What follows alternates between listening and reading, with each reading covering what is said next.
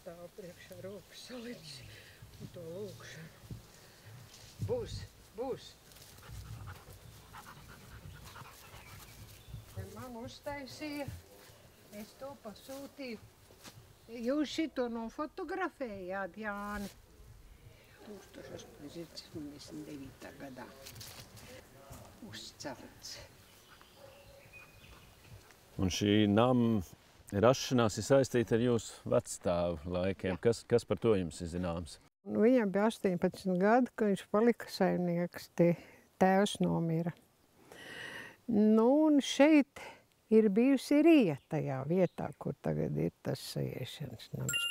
Un tajā Rijā ir bijusi viena istabiņa iekārtota, un no tās ir cēlies tas, kā mēs viņu saucam, pa kambari. Tās istabiņas. Te Rijā notikuši tie sajieti. Tur ir nākuši kopā, kā jau viņiem bija tiem, kas piekrita brāļu draudzēm, pieņemts, runāja, pārunāja, dziedāja, visus to darīja. Un tad viņi bija nolēmuši, ka viņi uzcels ēku tajā vietā. Kādas ir jūsu bērnības atmiņas no, jūs teicāt, no 1929. gada sākot? Jā, kas ir palicis atmiņā no tā nama? Pa visiem tiem ceļiem nāca cilvēki, jā. Man tas ļoti patika, man tas tā likās. Redz, kā visiem patīk tas kambars mūsu un kā viņi te visi tagad nāk.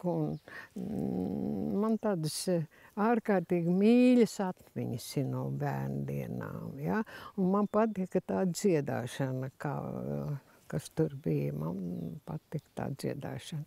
Un tur spēlēja arī orķestris. No tā laika man ir iepaticies šitais te Hūtie orķestris.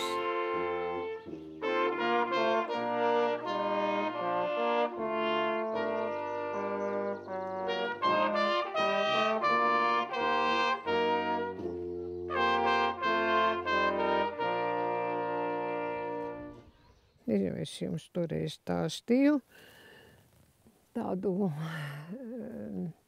vienu gadījumu. Mūsu mājā vēl dzīvoja viena mūsu bijusī kalpone. Viņa bija polieta pēc tautības, un viņa bija sadraudzējusies ar vienu no tiem zaldātiem karavīriem sarkanarmijas, kas te dzīvoja tajā kambarī. Tas bija no Vidusāzijas, atmiņā ir palicies. Viņa bija sadraudzējusies ar tādu vienu. Un tas puisis viņai stāsta, ka viņš redz naktīs ļoti bieži vienu vecu vīru, kas tur celiņš pa vidu ir, un viņiem ir tās lažas katrā pusē tam celiņam, kas nāk un piesit ar tādu to nūju pie grīdas ar baltām biksēm un ar baltu kažociņu. Tāds vecs vīrs ar baltu bārdiņu tāds nāk.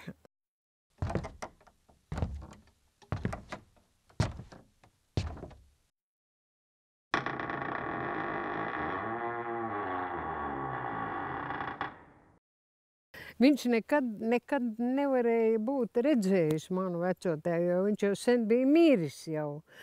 Bet tagad tā poliete, tā mūsu bijusī tā kalpone, stāsta to, un mans tēvs jau bija jau apcietināts un aizvests, bet man mamma saprot, vai ne, ka runa iet pa veco tēvu, ja?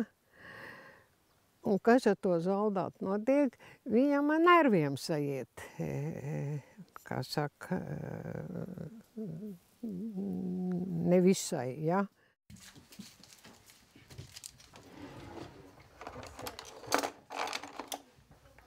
Varbūt tādu pastāstīt, kā sākās tā izdzīšana un kā tas attīstījās? Kad Krievi ienāca atpakaļ 44. gadā, rudenī, tēvu tūlīt apcietināja, aizveda, tā arī mēs viņu nekad vairs neredzējām. Un Es gāju vēl skolā Smiltenē. Mana mamma bija izdzinuši no mājas, tad jau bija karš beidzies, un izdzina vienkārši viņai bija likts tur dažu stundu laikā pazust no šīs te mājas. Bet tajos padomju laikos jūs mēģinājāt šeit atbraukt, jūs zinājāt, kas te notiek? Es jums teicu, vienu reizi mēs atbraucam, abi divi brālēni, bet mūs tagad tad nikni suņi tā uzbruka, mums te vien tāda sieva uz šo pušu logu bija dzīvoja, un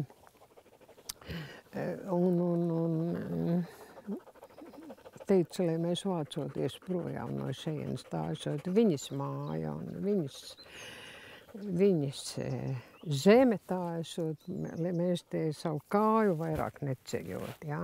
Citos kambaros es dzirdēju, Macuļos, piemēram, tur, ka tie mūsu rādi bija, tur cūkūtis.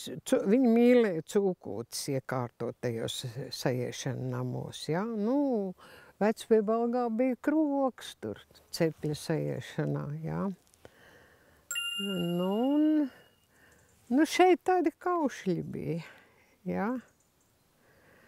Un tad, kā beidzot dabūju visus, tiesa pat bija valkā, un es braucu uz to tiesu, jo es nedabūju viņu sārā savādāk. Un tad, kad viņi beidzot bija projām no šejienes, un tad visi ņēmām tīrīt šo te teritoriju no tām būdām, kas te bija palikušas, un pagastu vecākais nāca palīgā to iekšu sakopt. Tā maz pamazītiņā mēs esam tikuši tik tālu, vai ne, ka mācītājs Čeipe ir nolēmis, vai ne, viņu atstāt kā tādu piemiņas objektu, šo te sajiešanas namu, kā piemiņas objektu brāļu draudzēm. Nav viņu vairāk tādu ēku, nav. Un viņa tā kā būtu vienīgā oriģinālā palikusi, vai ne? Tagad jumtu uzlika jaunu ar pasaules to brāļu draudžu misijas palīdzību uzlika jaunu jumtu. Un logus ielika jaunus, vai ne, arī ar to palīdzību, vai ne, bet cits viss jau, un tur vēl ir jāieliek tie baļķi apakšējie, tie ir izpūši. Cits viss jau ir palicis oriģināls.